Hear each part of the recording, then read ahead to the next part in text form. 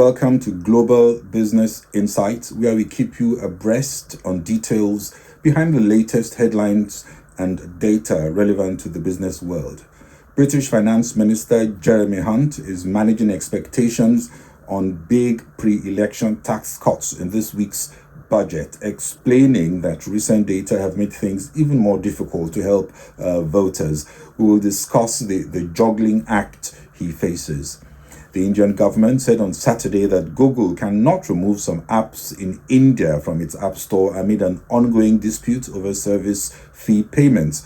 Google on Friday removed from its Play Store many Indian apps, including job search app Naukri, saying the companies were not abiding by its in-app payment guidelines. And we look at the latest in oil markets as some OPEC Plus members extend their voluntary cuts till June. Brent crude, as we speak, slightly higher, close to $84 a barrel. And in China, as consumer and business confidence struggles, investors will be looking to this week's annual economic and political congress for signals on how policymakers may be rethinking their approach on the economy. This week is another busy one for data. Tomorrow we get a slew of revisions for global services and composite purchasing managers index.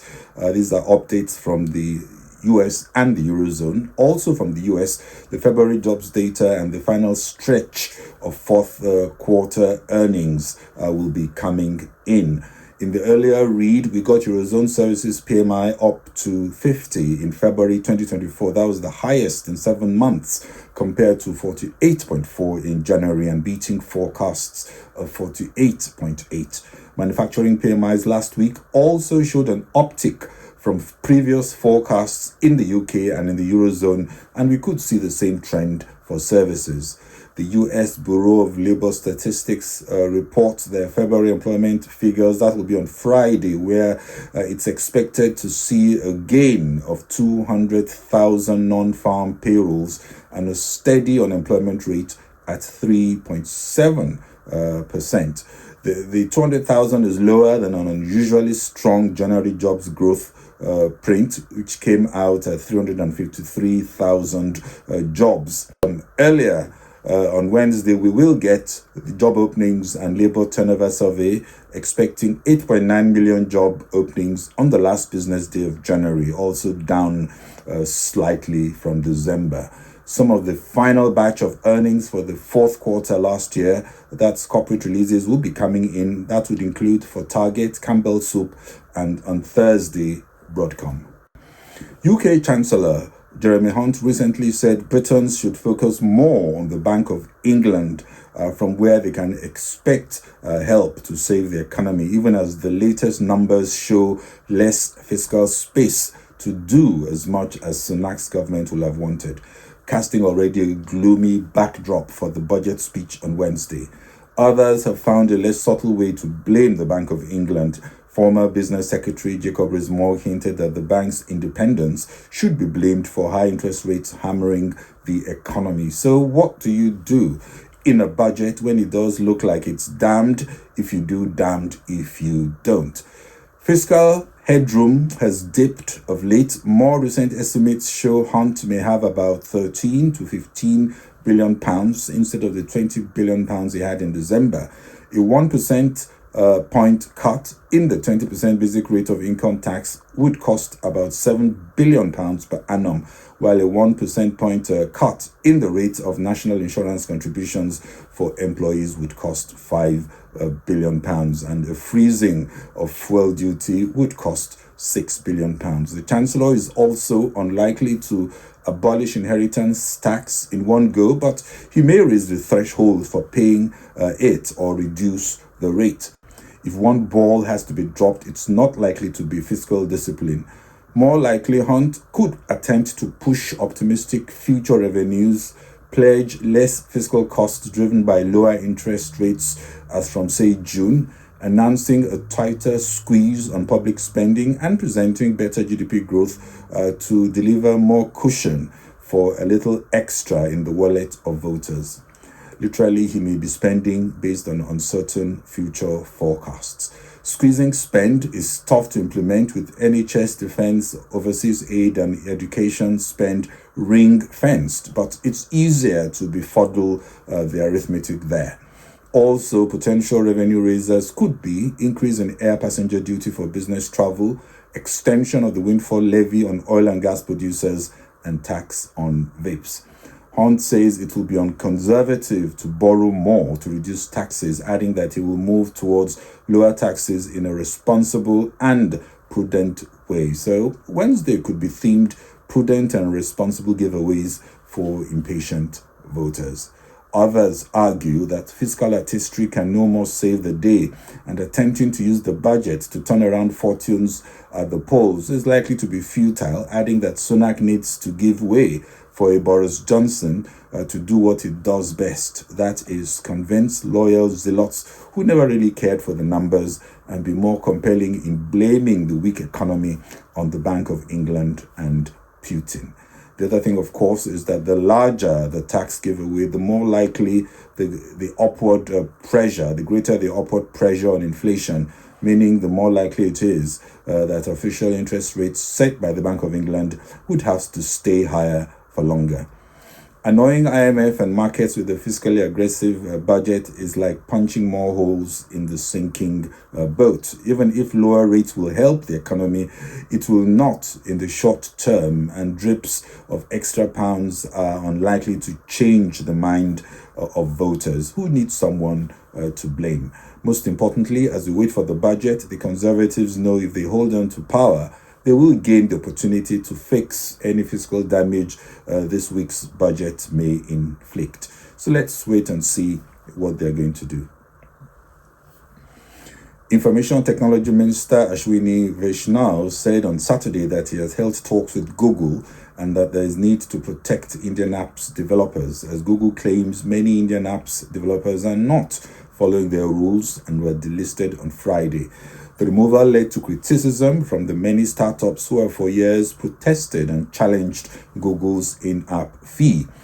Google says the app's developers have refused to pay for the immense value they derive from being on the Google Store, while Indian startups also want to stop Google from imposing an 11 to 26% fee on in-app payments, after Indian antitrust authorities ordered it to not mandatorily enforce an earlier system of charging 15 to 30%. Google later did get a go-ahead to charge the fees or remove apps after two court decisions in January and February, won by the Supreme Court. Large emerging market economies like India offer growth and size, and the scale can justify lower fees. Among the worst hit by the removals is matrimony.com, which says it has seen less revenues as over 150 of its apps were dropped from the Play Store. Others are fighting back. When Google briefly removed popular Indian payments app Paytm from its Play Store in 2020, citing policy violations, it led to a market challenge, and Google eventually saw alternative app stores launched as a challenge to Google's dominance, apart from a legal challenge. Google's dominance is not necessarily a good thing, and authorities in emerging economies need to be alert, encouraging also local alternatives. For this case, Google may have little choice but to drop its fees in India a little bit more. But between the desire of maintaining our focus on climate change and maintaining our ability to achieve that while not compromising our economies, not only our economies, but the economies to evolve in the future. We still have billions of people that are devoid of any access of any type of clean cooking or energy access in general. I have a cynical mind, so bear with me. Even the numbers that are shared today on the clean cooking number, the 2.3, or the energy excess, the, 600-700 million. I still want to see who did the head count to verify and validate those numbers. That was Prince Abdulaziz bin Salman Al Saud, Minister of Energy of the Kingdom of Saudi Arabia, making his opening remarks last month at a recent symposium on the outlook for the energy sector. On Sunday, OPEC Plus members led by Saudi Arabia and Russia agreed to extend additional voluntary cuts of 2.2 million barrels per day for another 3 months. Voluntary cuts are calculated from the 2024 required production levels as per the 35th OPEC ministerial meeting held on June 4, 2023, and are in addition to the voluntary cuts previously announced in April 2023.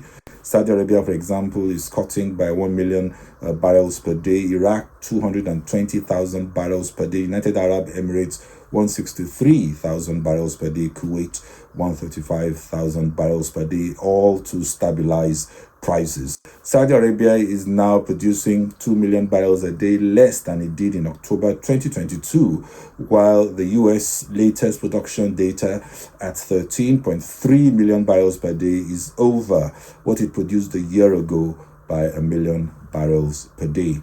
There is also wide disparity in oil demand predictions between OPEC and the International Energy Agency, that's the IEA. The IEA predicts oil demand in 2024 will grow by 1.2 million barrels per day, about half the pace of 2023, while OPEC Plus believes demand growth will be almost double that. Is OPEC Plus gradually losing its relevance as the future suggests a much faster transition to cleaner, non-fossil energy sources? I think so, but the transition trajectory is unclear. What is clearer is a likely convergence towards the lower IEA oil demand projections in the medium term, implying oil prices could remain subdued all through the year. In China, the top advisory board and the National Party Congress began today, running for a week. That's the discussions that will articulate Beijing's key priorities and targets, including 2024 GDP and the fiscal deficits. Investors will scrutinize outcomes and report at a time when confidence has been battered by the ailing property sector and stimulus seems limited to catalyze a strong economic rebound. Analysts are cynical on the chances of a meaningful pivot that could improve market sentiment, concluding that Beijing will resist market pressure for a much stronger stimulus to spur China's economic recovery at the flagship event, as focus remains on the longer-term goal of emerging as an advanced manufacturing superpower, leading in deployment of new technologies such as artificial intelligence, chips production, and robotics, and accelerating innovation to reduce dependence on an increasingly hostile West. Gross domestic product grew by 5.2% in 2023, a rebound that has been slower than many had expected, held back by a prolonged slump in the property market and tepid demand for Chinese exports.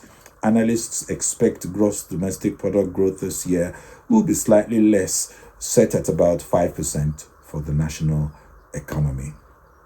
And in closing, Japan's Nikkei 225 is up 0.5%, went beyond the 40,000 mark for the first time, setting a new record high on the weekend and also tracking the S&P 500 and the Nasdaq Composite, which hit fresh all-time highs last Friday. It's relatively quiet on the data front in Europe today. We could see a somewhat flat movement, at best mixed sentiment, as caution continues to prevail in European stock markets at the start of the new trading week. Bitcoin, however, is trading at a 2-year high as about $10 billion extra dollars moved into exchange-traded funds just approved by the FTC for Bitcoin, and also as big traditional players like BlackRock lend credibility to the asset class. Well, that's it from me on Global Business Insights. If you enjoyed the program, please share and kindly follow on Facebook and LinkedIn, subscribe on YouTube and X. Thank you very much for watching. This is Bode Oshosami. Bye-bye.